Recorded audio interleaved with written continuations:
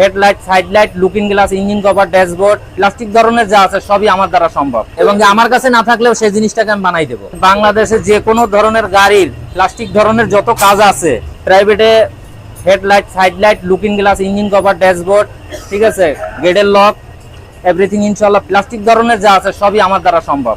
এবং কি গ্লাসের যে মিরুগুলা এগুলোও আমি বসাই, কিন্তু এখন আপাতত বন্ধ রাখছি, কারণ আমার এখানে স্পেস নাই সেরকম, এই জন্য ওই আইটেমগুলো বন্ধ আছে। আর এখন শুধু বাইকের যেটা প্লাস্টিক ঝালাই, মডিফাই, এগুলো আমি বর্তমানে রানিং রাখছি।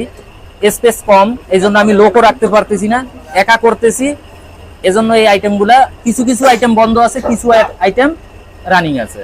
অভিজ্ঞ জিনিসটা হয়েছে অন্যরকম। আমি এই কাজ করি আজকে 22 বছর।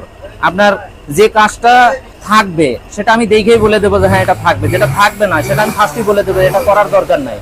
উনি যে কাজটা করাইছে অন্য জায়গা থেকে, সে কাজটা অ্যাকচুয়ালি সেইভাবে করেনি, যেভাবে করার দরকার সেভাবে করে নাই, না করার কারণে ওই জিনিসটা ছুটে গেছে। আর আমার কাছে যদি করাইতো তাহলে আমি ওইভাবেই মজবুত ভাবে করে দিতাম যাতে ওখান থেকে না ছুটে।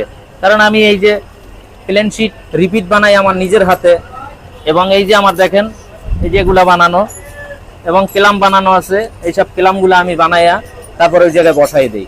এগুলো বসাইলে তখন ওইখান থেকে আর ছুটে না। এগুলো হচ্ছে স্টিল আলমারির প্লেন শিট, যাতে মজবুত থাকে সেই কাজ আমি ওইভাবে করে দিই। এই জন্য আমার প্রতি সবাই আত্মবিশ্বাসী।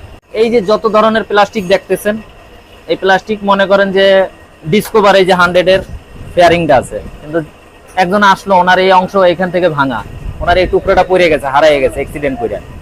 এখন আমার কাছে আসছে, আমার কাছে এই সেকেন্ড হ্যান্ড মালটা রাখার আছে, এটা কাইটা ওখানে মডিফাই করে আমি বসাই দিই, জয়েন করে দিলে। জি ইনশাআল্লাহ সব ধরনের গাড়ি এখানে আছে, একদম সিভিআর, R15, B4 যা আছে সব মালেরই এখানে আইটেম আছে। জি বানাই দেবো এখানে, এবং আমার কাছে না থাকলেও সেই জিনিসটাকে আমি বানাই দেবো।